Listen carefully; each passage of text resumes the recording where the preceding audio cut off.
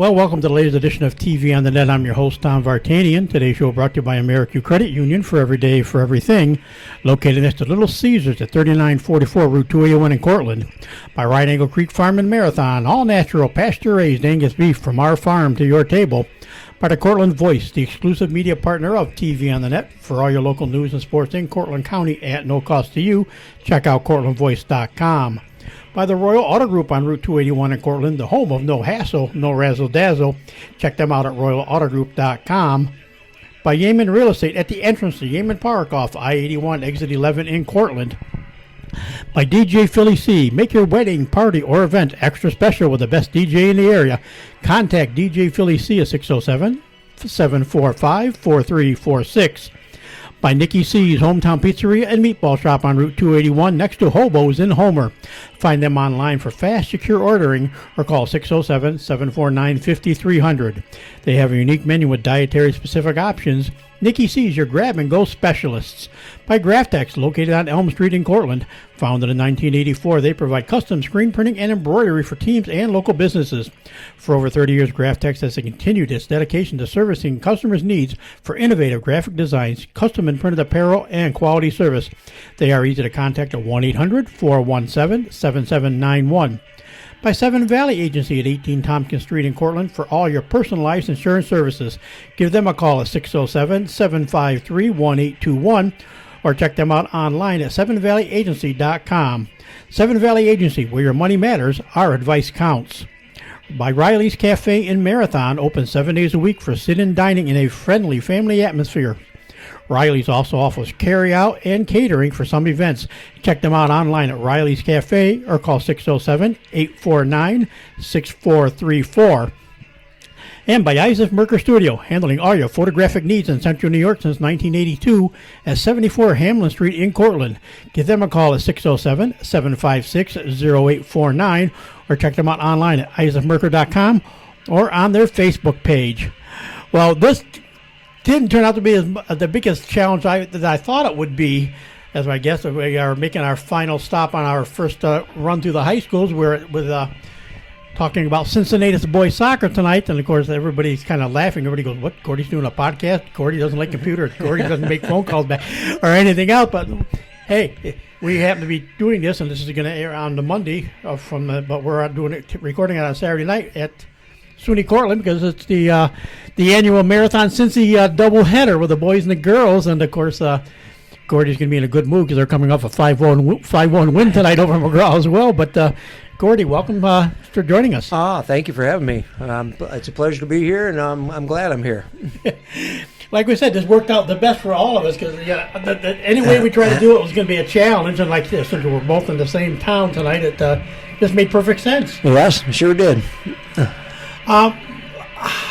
How many years have you been coaching now? I know you've been coaching for quite a while. Well, I've been head coach for 12 years, and I was the assistant coach 5 years before that. So 17 years now with Cincy Soccer.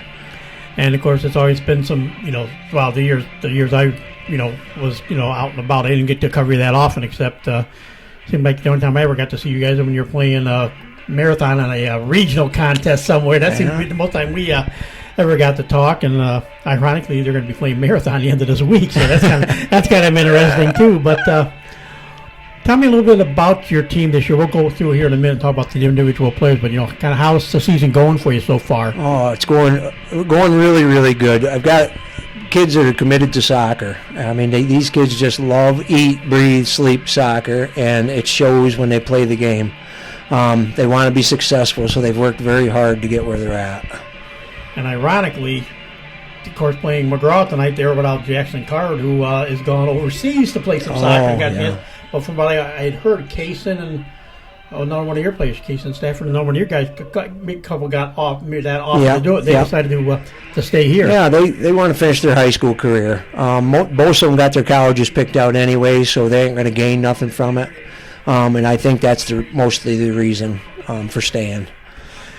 And, of course, one of the things we'll be watching as this week progresses coming up, you don't have a game Monday now with Cooperstown. I saw that's been postponed. It's been postponed, yeah. But you will be back into the CCL action against Stockbridge Valley at home on Tuesday. And then Monday we get a possible preview of a regional matchup as you head for a non-league game down at the Marathon on Friday. Yeah, that should be an interesting game. We beat him earlier in the season in a scrimmage, and he's always tougher the second time around. I don't care who you play, Chip always gets his team ready for the second time around. Yeah, and it's also, I mean, he's got a young team, and he's young, and I know it's a young team, but I always just kind of laugh. He always just told me, well, I'm not sure what's going to happen. He says that every year. They're right there at the end anyways, as usual. So, I mean, it's just the rite of the dance that we go through with Chip. But like I said, you guys are good friends. But it's a fun rivalry because the fact that since he was in the IAC for so many years. Exactly. Actually, when I was in high school, we won the sectional over Marathon one year, and they beat us the other year. So it's been a rivalry even since I played. As I said about this year's team, it's a mix. I mean, you got a good number of seniors, and of course these are these are just guys we've heard about since a lot of them since they're almost coming out of junior high and were freshmen in soccer. A couple of them 8th graders. I brought a couple of them up as 8th graders actually, so they've been with me for quite a while. Yeah, so that senior group this year: Scott Schuyler, Kason Stafford, as we mentioned, Jordan Larrabee, Tyler Little, Dominic Scott, Cooper Vosberg. Those are your seniors this year. So what's it been like? This is the final go-around for these guys. Well, I think it's starting to hit home a little bit that this is their final season. I think it showed on the field a little bit tonight. I don't think they could get their emotions in check a little bit, and I think that's why we were a little stale a couple times. I think just knowing that this is the last time they're going to play at Cortland State as a Cincy player might have affected their play just a little bit tonight. But all in all, we celebrated a win, and we came out here with the win, and that's all that matters. And we said came into the game, I think it was at 94. He got a couple goals tonight. I know Kaysen did, so I know, but his count is now he's at 96 goals. So he's approaching that that coveted 100 goal career mark. Yeah, I bet you within the next 2 games he'll probably have it, and he's right behind there with assist. He's got 90-something assist. So he's going to get a double marker there with 100 goals and 100 assists before this season's over. I'm sure of it. I know. We'll talk a little bit more about him as well. But what can like your other seniors, like we said, Scott, Jordan, Tyler, Dominic, and Cooper. Kevin. Geez, my gosh, Scotty's an animal. He's all over the field. Sometimes you have to call him in and check his reins a little bit. That's how much he loves to run. Jordan has come so far in the last 2 years. He was like a long-legged giraffe when he was a freshman. He was gangly, but now he's coming into his own. He's finishing the ball well, and he's really playing good soccer. And Dominic Scott's a solid rock back there. And you back him up with Cooper, who's I don't know if you ever stood by Cooper, but he's a man's man, and they're awful tough to get through. And then you got Tyler Little, who can jump over top of the crossbar. So the seniors are everyone out there. I can't say enough for. They're just great. We're hard working at practice. Yeah. Once in a while you got to motivate them, but all kids you have to motivate, and I'm going to miss them dearly when they leave. I'll throw this at you because I kind of threw it at Matt Skeel when I talked to him last week. He was on last week. We talked about the rider, and of course, the name that I just remember hearing all the time was Gavin Richardson. He's now a senior. He's in his last go-round, and I asked him, where does Gavin rank, or where do you think he stands with all these real good players that have come through to Rider over the years? And Cincy, the same thing. They've had a lot of good players. Where do you put a guy like Scott Schuyler or a Kason Stafford in that group that have been through during the years? Well, since I've been there, probably one of them being the top 6 players that I've ever had, and one of them would be probably in the top 10. That's how special they are.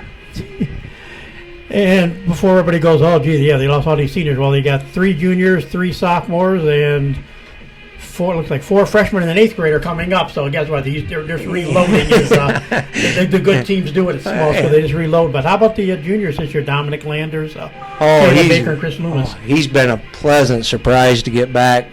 Dom didn't play for me for a couple years, and when he came back this year, I was very happy to get him.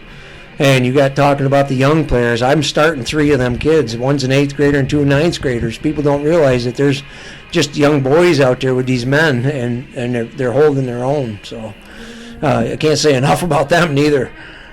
Then, as we say, the three sophomores, Camden, I guess it's geez. Camden, Stafford, Niles, Herline, and Mason Walker. Oh, Mason gave me some good minutes tonight. And tonight, if I had to pick a player of the game, it probably would have been Camden Stafford. He was all over the field. I mean, he works nonstop. His work ethic's incredible. He doesn't always sometimes make the right decision, but as long as he's working, he's doing his job. And of course, the four, you guys sound like a music group. The four freshmen, Jack Stafford on the defensive side, Trevor Chevalier at midfield, John Schuyler at offense, and Colin Holtmart at midfield. And of course, if the last name's so familiar, this in a small school, you get a lot of this. I mean, I say that in all honesty too, because like I said, I joke with Chip all the time. He's finally got the last of the Morrisons. Coming through. I mean, he's which been I'm Morrisons there gone forever. So. But the same thing with some of these names. But what about these young freshmen? Oh, geez. I'm hard on them because I treat all my players the same. Sometimes I just like to tuck them under my arm and give them a hug too. And I don't want to show my soft side quite yet, but it's there for them. I hope they know it's there for them. But the way they're playing, it's just incredible for an 8th grader to go out there and play the way Code is playing. And Jack and John, if you've noticed, they ain't very big guys. They're very small. But their skill is incredible at that age. So that's why I have to put them in the game. Yeah, and again, Coda Temple, the 8th grader that's back there on defense. Good Lord. I can't. Geez, he's got some great potential. He's hard on himself. He's probably harder on himself than I am on him. And it's going to pay off in the dividends when he gets a little bit older. There's no doubt. I got to laugh when I look at the roster here. You got Cole Stafford's your assistant, but volunteer consultant. I think I heard him more at the regional games than a lot of people. Don Hartley, one of the he's been around for a long time, and he's not afraid ever still to tell the officials what he thinks as a volunteer. No, he's been coaching for 50 years, and he was a coach up in Section 5 for Red Creek for 40 of it, and he won 7 state championships up there with him. So I listen to him once in a while, not all the time, but he's a great guy to have around. And Cole, he's a great assistant. He knows a lot about the game. And then I got a couple advisors I talk to about certain things, like Jarrett Maroney, Division I player. And I mean, I'm not a guy that's not going to take knowledge when I can accept it. I don't have to give it to my kids if I don't think it's the right stuff, but I'm willing to listen to it too. How about the CCL this year? I mean, it's down one team. Brookfield just doesn't have a team this year, but McGraw is they're coming. Like I said, they lost their best players, so that's going to be just an adjustment for them the rest of the year. But you faced DeRuyter already too, and of course Stockbridge Valley coming up on your schedule, and Osceola Valley in the mix there. What about the whole league this year? Well, it's so spotty, I believe. The craziness is of who's beating who. One game, this team won't play good against that team, but the next game they'll play against a team that's better and beat them. So it's hard to determine what is in for the rest of the teams during coming sectional time. Usually you got guys that are just winners, and they just win or they lose to a good team, but this year it seems to be just the opposite with the lower part of the bracket. This team will beat this team one night, and the other team will beat them the other night. So I think there will be 4 teams in sectionals. I truly believe that, and I think Drider could pull a couple upsets during sectionals if people ain't careful. I really believe that. I'm trying to think. You hosted DeRuyter, I think, this first time around. No, we went to DeRuyter. So I was going to say, what do you like? How do you like the new facilities? Oh, I love their new field. It plays well. I think everybody should have a new field. Now that I've seen that one, but they've worked hard to get their program back. 5 years ago it was kind of a dying thing, and now it's coming back. So congratulations to them for all their hard work. So, how hard is it? Like, say, I know you go outside section to get like marathon, but they're also a Class D school, at least, so if it's the same size, but the competition, it is a CCL, so is contained more where marathon does play upper, bigger schools all year long and stuff. how hard is it for most of your season? Do you look for non-league opponents that are a class? Do you look for those that are above you most of the time so that you can get that experience? Because I know once you get to sectionals in your own size, then you're saying, well, if we played bigger schools, we should be in good shape now. Yeah, well, I like to play bigger schools for the reason that we see different competition and different speed. At the D level, sometimes you don't have too many fast players on the field. You go up just 2 brackets to a B, 9 of the players on the field are as fast as your fast player. So now we got to move the ball a little bit quicker. And it's good for them to adjust to that. And when you get closer to the states, you start meeting teams that have teams like that. Like my team this year is a very fast team. But are we as fast as the team that's going to come out of Section 9 or Section 8? We don't know that. So I want to prepare for that all through the year. If I can I'd like my whole season to be against Bs. It'd be great. But, we're stuck in the league, and that's fine. And if the league continues to grow, we'll all make it a little bit farther every time. So how hard is it? I mean, obviously, one of the D schools, I think it just jumps out at me, as far as Section 3 this year, potential competition in sectionals is Poland. Always seems to have a fairly strong team. And, of course, then, like you say, when you talk about the states, you talk about a team like Chazy. They always seem to be around in Section 7, I think. And but who right now, as you say, outside of the league, who in the section are going to be your biggest challenges, to get back and get the – I mean, you are I guess you did play some – did you get some games in last year or not? Yeah. You did get some. Yeah, I think nobody knows nothing about Belleville Henderson. And I think they're still undefeated, so I'd like to find out a little more information on them. I think they could be a sleeping dog.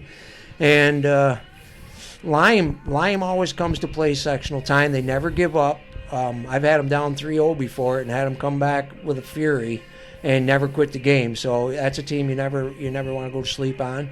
And then Manly and Spreble Hills now is a D school. And Don's been coaching a long time, so he's not a slouch on where to put his players. You got to just kind of play chess with him throughout a whole game, and so there's some still pretty good teams out there that are still winning. So for you, how like I said, you've been doing this for a while now as a head coach and you report at the volunteer. As an assistant and all that. What kind of keeps you coming back year after year to coach? What drives? Oh, God, it's definitely the kids. There's no doubt about it. I'm a Cincy diehard anyways. I played for Cincy. I graduated from Cincy, and I like to see them be successful. But the kids bring me back. I hate to let the kids down. Every year I say, well, maybe this will be the last year. Then I got freshmen that, they get in my heart, and then I can't get them out, and then I don't want to let them down. So I stick it out with them, and I say, this is the last group. And then a kid like Coda Temple shows up that it's an 8th grader that loves the game of soccer and wants to be successful too. So it has to be the kids that keep me going, without a doubt. You sound like the guy just down the road there. That's kind of the way Chip. I actually finally thought Chip finally got his state title. That maybe that would be it. But then like the no, I got Braden Morris. I've got to be committed to him till he graduates. And I think he's a senior this year. And who knows who might still pop up. Younger, that he may decide. He may still stick around a little bit longer. But it's like you say, they become your own kids. Honestly, it's a feel like they're your own kids at times. You want them to be successful. You want discipline when they're bad. And I know it's a hard thing for parents to do, but I get that close to these kids, and sometimes a little bit too close. Maybe but that's just how I coach, I guess. How much have you, since you even played for Cincy, how much have you seen the game change since you were a player? Obviously, the turf makes a big difference when you start getting especially into the postseason, you get more turf, and also, if you get on the states and stuff like that. Well, what are some of the biggest changes you've seen in high school soccer over your years? Short play soccer. Back in the olden days, we did a lot of kicking up to the flags from the fullbacks. We bypassed the halfbacks, and now I like to go through the halfbacks and make slap passes on the ground to the flags, just to eliminate the extra touches with the ball. So I think that's probably the biggest change I've seen, and the development of players. We develop our player skills much more than we ever did in the past. Yeah, we taught them how to dribble and how to pass and how to kick, But now they can take players on one-on-one, and they got more, moves in their bank than all the old people in the old days did. I had to watch that. I guess there's one other time. They had a little conflict and stuff, so I'm waiting to see. I think it's just somehow, I don't know if we talk so much we scare the machine. I'm not quite sure, but right now it's acting up a bit once again, which is unusual. I don't know, it could be because I'm at the college too. It's I'm not quite sure what's totally going on with it, so I'm going to give it a second. Hopefully it ends up resetting itself. Because everything comes up when it pops up, so I guess we're still kind of all working. It's just, there might be some choppy spots here. I'm just not really sure. It's having trouble syncing, it says. So, well, I'm old too. I have trouble syncing things. Yeah, well, don't we all? But what do you, as far as highlights, I said, I know I've run across you guys a couple of times in regional stuff, against, especially usually marathon. That's when I see you. But are there some games that stick out with you that you've really enjoyed over the years, or memorable, special moments? Oh, this one for sure. Cortland State itself. These kids get so up for it. It's almost harder to keep them down from the hype than to bring them up for it, because they get so overwhelmed by this that it shows up on their play. And I think the good coaches have to kind of get them in a check before they start this game, because sometimes the emotions will take right over and they won't be able to play at all. Because it's huge for the seniors. They know it's the last time they're going to play at Cortland State as a Cincy player. And I think it just puts an awful effect on them. I think I only came 2 years ago. I came to the game first time I came to it because usually Taney was here. Taney was here. He'd retired, but he was actually here. And I said, "Gee, if you're coming, you could have covered this." And he just kind of laughed at me because he came with his daughter because she teaches at Cincinnatus and stuff. So, but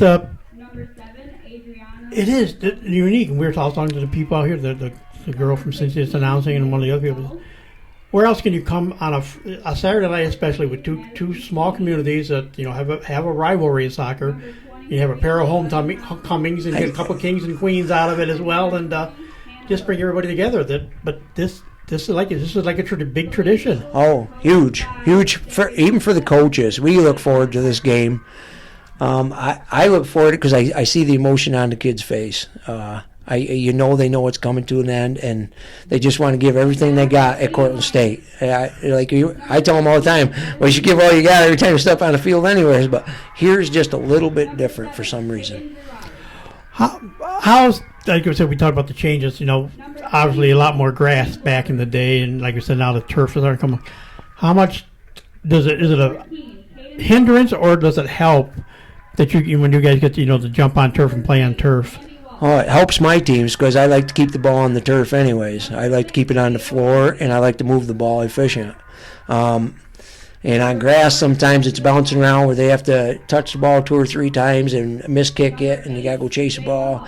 But on turf, that kind of takes that part of the game away. And if you got skilled players, you're going to be at the advantage, no doubt.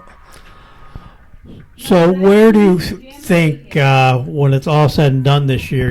We got a little ways to go yet to get through the the league part of the season and get towards postseason. But what are the expectations this year for the boys soccer team? Oh, go as far as we can. Nobody ever knows when that is. If you could have a bad day with anybody, you try to coach them so they don't have bad days, I guess, and you try to not look at the future goal. Every game's a goal. That's a goal that we got to achieve. We got to win that game. I don't want to get their hype up to where they're thinking about states or sectionals before we even get there. We go one game at a time, and I tell them that all the time. It's one game at a time. I know two of the things here I realize in soccer, two of are the hardest things to go.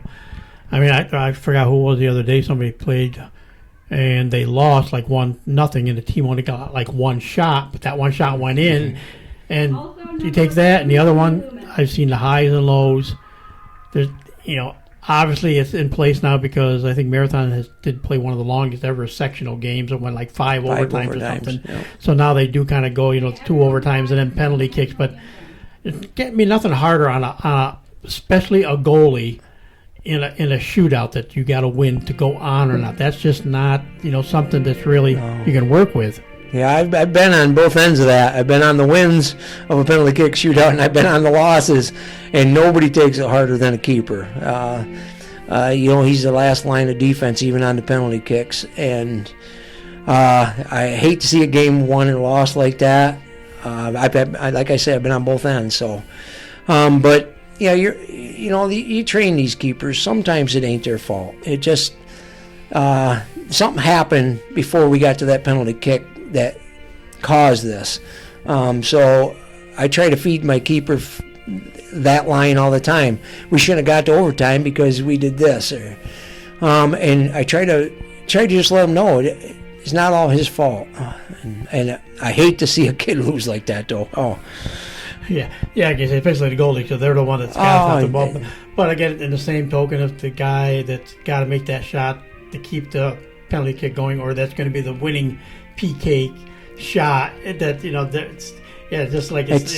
end. It's a lot of pressure for a young kid. Oh, sure is. I mean, and some of the ones that take the kicks, honestly, will never go on to play college soccer. I've had kids take my penalty kicks that never went on to play college soccer. So that's the last thing in their mind about playing soccer is missing that kick or not saving that goal. So yeah, that's tough. That's a tough one. Well, people. I don't know how much people are picking up the background though, because of course we're right under a speaker where we're recording here in this one radio studio. So it wasn't we were ignoring the national anthem, but we were kind of doing our thing here. So I was kind of thinking, should I pause this or just keep going, or maybe nobody will hear it, so it won't matter. But anyhow. So, again, I guess it's fair to say then you can't put a time limit on how much longer you're going to do this. Like you said, also you've got an 8th grader, so that means you're probably got at least 4 more years after this year, possibly. But I don't know. We'll see. We'll play it year by year. That's what I like to do, year by year. What's the other thing? I think is unique. I mean, I've covered bigger high schools and some good teams over the years. Trumansburg had some good teams a few years when I was covering Trumansburg. Lansing always seems to have some good teams when I was covering Lansing for a while. Ithaca had a few good teams, but there's nothing like a small town. Like I said, my biggest one of those that I deal with is Marathon that I dealt with, and of course Dryden up the road is good on both the boys and girls, a lot like Cincy. But you guys again, smaller schools. McGraw had a nice little run, but you guys have always been solid. What's it like? A small town, small school, small town. Just something about that special connection between the fans and a team. Oh, our fans are dedicated. They're probably the most dedicated fans in the whole state. And it ain't just parents; it's the whole town. Even the older folks at town, they love the game of soccer. Soccer is what we are. It's always been that way at Cincy. Since the days of Bob Springer and even farther back than that. But and I think it's that tradition of all the old boys that come to watch the game that played at Cincy. They love the game of soccer. And I think that came from all the coaching over the years. I mean, you had Keith Agate, you had John Rutan. You had a lot of great coaches, too, that fed soccer into our brains, and now it's a cult-like thing at Cincinnatus, and I think I even caught on at a certain age, and that's why it's in me. So I think that's just what we're bred to do in Cincinnatus. Yeah, like Cincy's one of the places I didn't get to in my last year. I really couldn't because of I was making sure nobody didn't get covered, so I did a little bit of stay with everybody, and when I got the sectionals and regionals, I finally got out to a game here and there. But do you guys have, like I said, I know I just speak from experience watching Dryden and more even with Marathon. Like you say, the older players or guys that have been around for a long time. Do you have a group that will congregate in a corner of the field and watch the game and just sort of say, well, if I was coaching, this is how it would be? Yeah, every town's got them. And some of the advice you got to take in, some of it you got to let it go in and come back out the other side real quick. But they all love the town of Cincinnatus and the soccer of Cincinnatus, and that's why they speak like that. Otherwise, they just stay there and enjoy the game and clap, but they want to be part of it, and that's okay, too. I enjoy that part. Well, we'll wish you the best of luck the rest of the year. I know this team's gotten off to a good start, and now it's just, like you said, it's I don't say playing out the strings. Like you said, you have Marathon as a non-league opponent coming up too, and not to mention, another run through some of the CCL teams. So it's going to be a little bit of work left, but wish you the best of luck this year, and thank you, Gordon, for taking time to talk to us today. Thank you for having me. We'll do it again, maybe after we win that sectional title. Let's see what we get done, and then we'll have another meeting. Okay, I asked you to stick around for a minute, but I'll kind of close out things here by saying that'll do it for this edition of TV on the Net. Today's show brought to you by American Credit Union, for every day, for everything. Located next to Little Caesars at 3944 Route 281 in Cortland. By Right Angle Creek Farm and Marathon, all natural, pasture-raised Angus beef from our farm to your table. By the Cortland Voice, the exclusive media partner of TV on the Net. For all your local news and sports in Cortland County at no cost to you, check out CortlandVoice.com. By the Royal Auto Group on Route 281 in Cortland, the home of no hassle, no razzle-dazzle. Check them out at RoyalAutoGroup.com. By Yeaman Real Estate at the entrance to Yeaman Park off I-81 exit 11 in Cortland. By DJ Philly C. Make your wedding, party, or event extra special with the best DJ in the area. Contact DJ Philly C at 607-745-4346. By Nikki C's Hometown Pizzeria and Meatball Shop on Route 281 next to Hobo's in Homer. Find them online for fast, secure ordering or call 607-749-5300. They have a unique menu with dietary specific options. Nikki C's, your grab and go specialist. By Graftex, located on Elm Street in Cortland, founded in 1984, they provide custom screen printing and embroidery for teams and local businesses. For over 30 years, Graftex has continued its dedication to servicing customer needs for innovative graphic designs, custom and printed apparel, and quality service. They are easy to contact at 1-800-417-7791. By Seven Valley Agency at 18 Tompkins Street in Cortland for all your personalized insurance services. Give them a call at 607-753-1821 or check them out online at 7valleyagency.com. Seven Valley Agency, where your money matters, our advice counts. By Riley's Cafe and Marathon, open 7 days a week for sit-in dining in a friendly family atmosphere.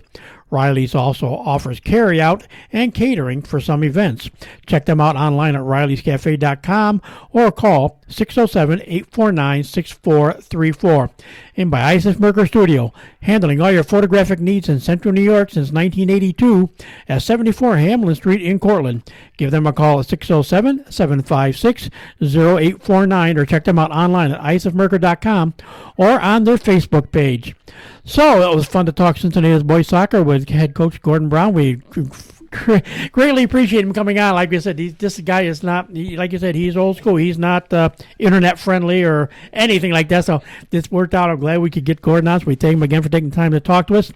So that'll do it. I'm Tom Vartanian. Thank you for listening, and we'll talk to you again soon.